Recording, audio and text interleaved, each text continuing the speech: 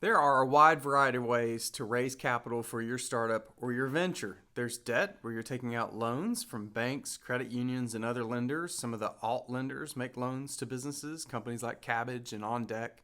I've worked with those in the past, and they do a nice job.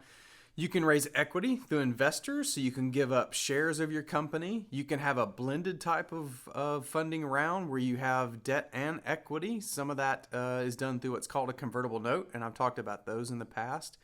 In the last couple of years, with the growth of interest in cryptocurrencies like Bitcoin, Ethereum, and others, there's another way that some startups have raised capital, and that has been through what is called an ICO, or an initial coin offering.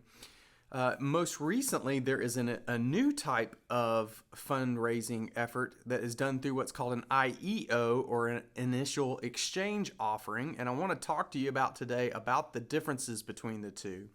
An initial coin offering is when a company creates their own type of cryptocurrency and they just turn around and sell that to the end user or investors.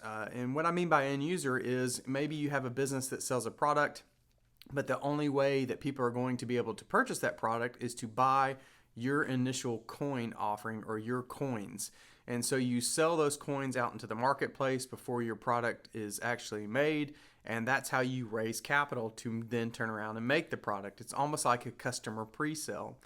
Other ways just include just turning around and selling an ICO, or an initial coin offering, to investors. So people who just believe in what you're doing and they believe that the value of your company is going to grow, they invest in your coins. So imagine that you were the creator of Bitcoin and you sold Bitcoin to investors to fund the launch or growth of your startup. That's what an initial coin offering is. It's done by you. There's no middle party. Matter of fact, that's the whole point of a lot of cryptocurrencies, is decentralization.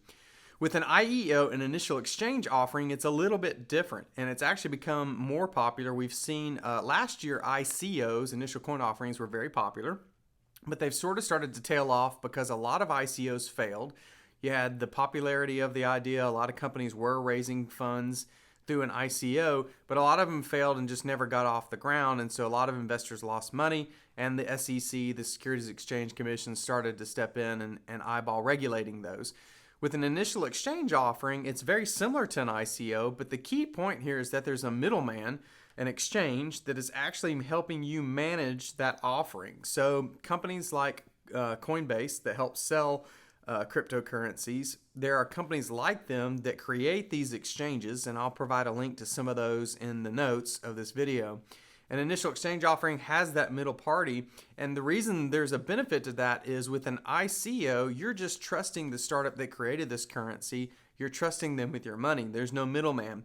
With an IEO, an initial exchange offering, there's at least a little bit of belief that since there is a middleman that is managing the sale of these coins from the startup to the investor, that there's been a little bit of a due diligence period.